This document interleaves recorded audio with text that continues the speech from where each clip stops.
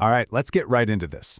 What we're exploring today is this really chilling philosophical dialogue. It's basically a dark summit meeting between four absolutely terrifying aspects of a single cosmic system. And look, this isn't your typical story of good versus evil. This is a deep dive into the very machinery of control itself. So picture this. Our story kicks off in this incredibly desolate place called the Silent City. The source describes it as a place where these massive monoliths just scrape the belly of a dead sky. You have to understand, this isn't just a backdrop. It's a monument to a plan that has succeeded horribly. And right at its heart, the architects of all this silence have gathered. Yeah, they've come together for what you might call a feast, right in the center of what they call the grand architecture. This is the spot where their higher plan, this perfect, horrifying blueprint for a system, finally loops back on itself. They're here to admire their handiwork. And the first one to speak is this entity, the all-consuming Maw. His philosophy, it's about as primal as it gets. It's what the source calls the gospel of the belly, and it's all built on one simple, terrifying idea: consumption. The Maw just lays his philosophy bare, right in his own words. I am the truth of the stomach. And he means that literally. This isn't some metaphor. In his view, all of life, all consciousness, it's all just fuel. People aren't people, they're lunch, a kind of spiritual resource that he has to metabolize to keep his own evolution going.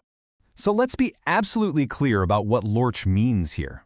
It's not a soul you save. It's spiritual energy you consume. The Maw sees everything we hold sacred, our thoughts, our love, our reason, as, nothing more than seasoning for his infinite hunger. And this just perfectly illustrates his worldview. He doesn't create a single thing, he just metabolizes everything. Reason and love? Oh, those are just bugs in the system. He's not evil in the way we think of it. He's below good and evil. He's just this monstrous, bottomless greed that exists for one reason: to prove the universe itself is a trap. Okay, now let's turn to the second entity, the Pale Redeemer. You see, if the Maw brings destruction with brute force, the Redeemer offers something way, way more insidious. He brings destruction through salvation.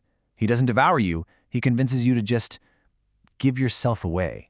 He whispers, I offer them the false cure for the terror of being. He's preying on our fear of chaos, that deep human desire for peace. He promises a rebirth, but what he actually delivers is totalitarian bondage. He's basically the patron saint for anyone who's just tired of striving. And this idea connects directly to the philosopher Friedrich Nietzsche's concept of the last man. The last man is the ultimate passive citizen, someone so tired of striving that all they want is comfort and security. They've forgotten how to even challenge their own weakness. The Redeemer's followers aren't conquered, they're converts, who willingly trade their freedom for the promise of an empty peace. So the key is his method. It's brilliant in a horrifying way. He exploits the herd instinct, he strips people of their names, and he uses this thing called the crown of roses to literally bind their hearts to his will. And the goal? To transform a world of unique individuals into a single, mindless, perfect whole. Now, our third entity is a whole different animal, the Whispering Seraph. He doesn't work on the body, like the Maw, or on the group, like the Redeemer. No, the Seraph goes after the mind, the very idea of truth itself. I just love this quote. When truth becomes a whisper, power becomes a ventriloquist. See, the Seraph's method isn't to lie to you. It's to completely dissolve the floor of reality from under your feet. It whispers ideas of subjectivity and moral relativism until the only voice you can hear is the system's. And this ventriloquism of power leads to this terrifying psychological state called preference falsification.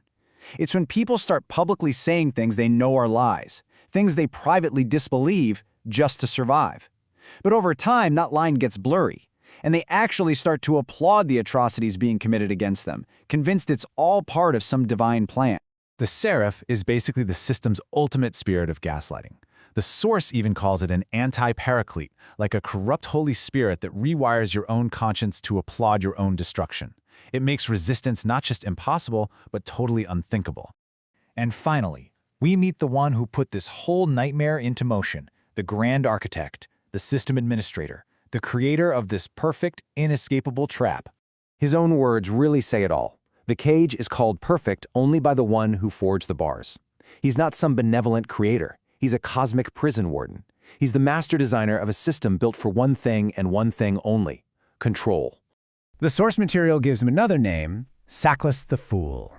Now, this is a direct reference to the Gnostic idea of the demiurge, a flawed, lesser god who ignorantly builds the material universe as a prison for the spirit, but actually thinks he's making a paradise.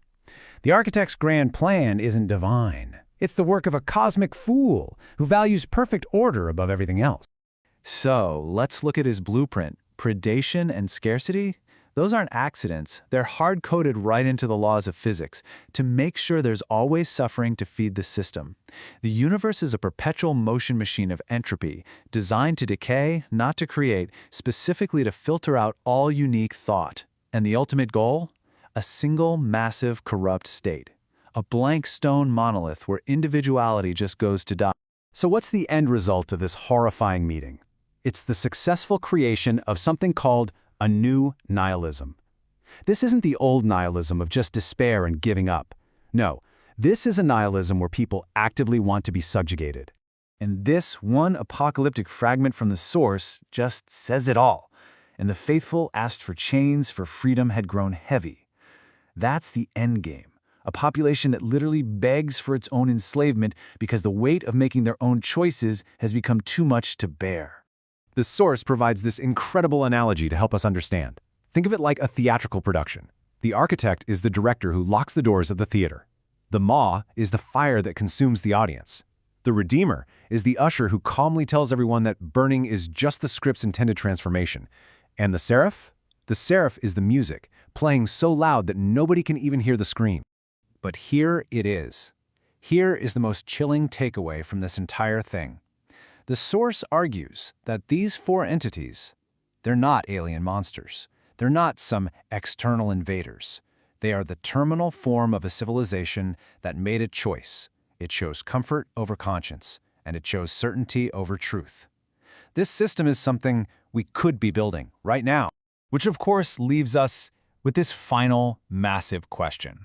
According to this philosophy, you don't defeat these gods with swords. You defeat them by reawakening the creation of value. So if they rise up when we surrender our will, what does it actually mean to start creating again? What does it mean to choose a freedom that's heavy over chains that feel so light?